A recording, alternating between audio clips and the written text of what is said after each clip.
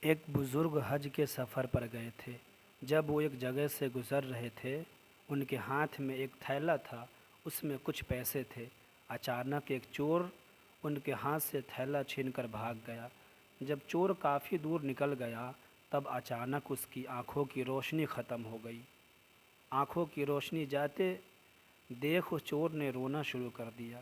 جب لوگوں نے چور سے پوچھا، بھائی کیا ہوا، تو وہ کہنے لگا، میں نے ایک آدمی کا تھیلا چھینا ہے، وہ کوئی بڑا اللہ کا قریب بندہ لگتا ہے، میری آنکھوں کی روشنی چلی گئی، خدا کے لیے مجھے اس کے پاس پہنچا دو تاکہ میں اس سے معافی مانگ سکوں۔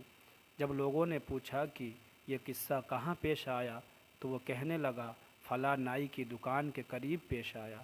لوگ اس کو اس دکان پر لے گئے اور نائی سے پوچھا کہ اس طرح کا کوئی آدمی یہاں سے گزرا ہے، آپ اسے جانتے ہو؟ اس نے کہا، مجھے اس کا گھر تو پتہ نہیں، ہاں مگر نماز کے لیے وہ آتے جاتے رہتے ہیں، اگلی نماز کے لیے پھر آئیں گے۔ وہ بزرگ اپنے وقت پر تشریف لائے۔ لوگ اس چور کو اس کے پاس لے گئے تو اس چور نے جا کر ان کے ہاتھ پاؤں پکڑ لیے کہ مجھ سے غلطی ہو گئی، گناہ ہو گیا، نادم ہوں، شرمندہ ہوں، میری آنکھوں کی روشنی چھن گئی، آپ اپنے پیسے واپس لے لیجئے اور مجھے معاف کر دیجئے تاکہ اللہ تعالیٰ میری آنکھیں ٹھیک کر دے۔ وہ بزرگ کہنے لگے کہ میں نے تو تجھے پہلے ہی معاف کر دیا ہے۔ یہ سن کر چور بڑا حیران ہوا، کہنے لگا، حضرت میں تو آپ کا تھیلا چھین کر بھاگا اور آپ کہتے ہیں کہ معافی مانگنے سے پہلے ہی معاف فرما دیا۔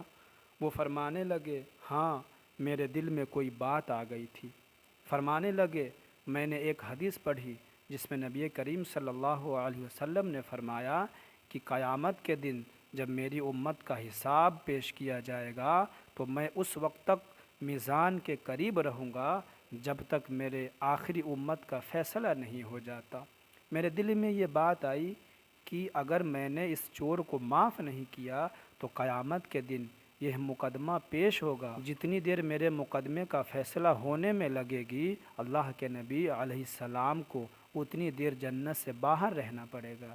اسی لیے میں نے معاف کر دیا کہ نہ تو مقدمہ پیش ہوگا، نہ ہی میرے محبوب کو جنت میں جانے میں دیر لگے گی۔